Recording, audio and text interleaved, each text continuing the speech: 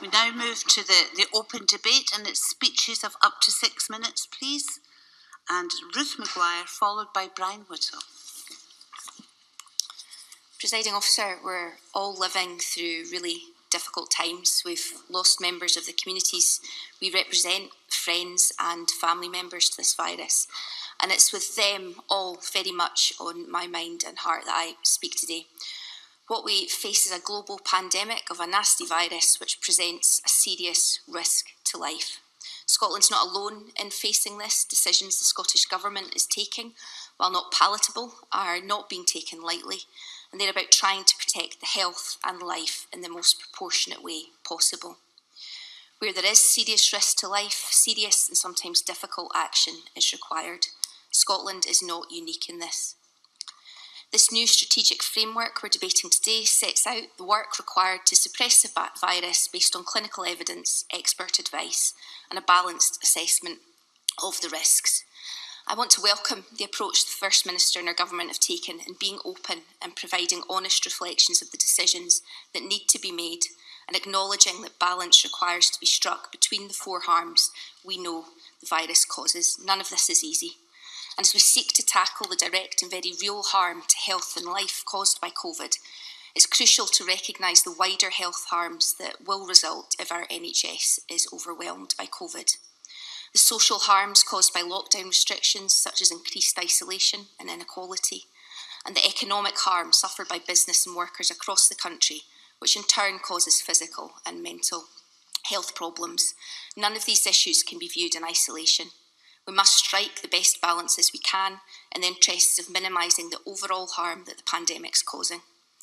And I think it's really important to remind ourselves that if we allow the virus to run out of control, all of the other harms will be exacerbated. So that's why everything we do must be consistent with suppressing COVID as far as we possibly can. The 5 levels of protective measures available are helpful in allowing a national approach to be taken if required, but giving the opportunity for local flexibility that can ensure that restrictions are not being placed on people unnecessarily, which is really important. Presiding Officer, I know the personal toll it's taking on people. If we are the lucky ones, we're simply missing family and friends we can't see and the activities we used to take part in. Others are carrying even greater burdens, worried about their long-term health, their families, and how they'll cope with caring responsibilities if they fall sick, worried about their jobs, making ends meet, or putting food on the table for their children. We know that people who are already facing inequality are most likely to be negatively affected by COVID-19, with an increased risk of facing financial and physical insecurity.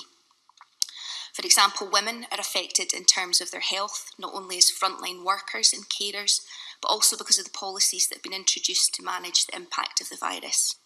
Periods of isolation and social distancing can exacerbate women's experiences of domestic abuse, effectively trapping them in unsafe situations with limited access to vital support and means of escape.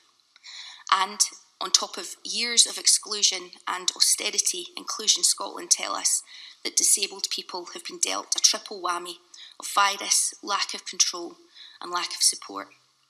Control and support that they need to enable them to endure the pandemic and whatever comes after it.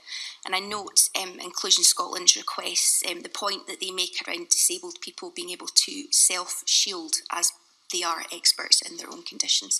And I would ask the Government to comment on that in summing up. Earlier in the year, I amended the coronavirus legislation to place a requirement on government to have regard to opportunities to advance equality. Current policies, even in times of a public health emergency, should have equality and human rights at the centre. And whilst I acknowledge how challenging the ask of advancing equality is at this time, we do have some examples of where this has been possible. I would urge the Scottish Government to continue to fully utilise equality impact assessments to see ways of advancing equality and not simply just to highlight issues that people are facing.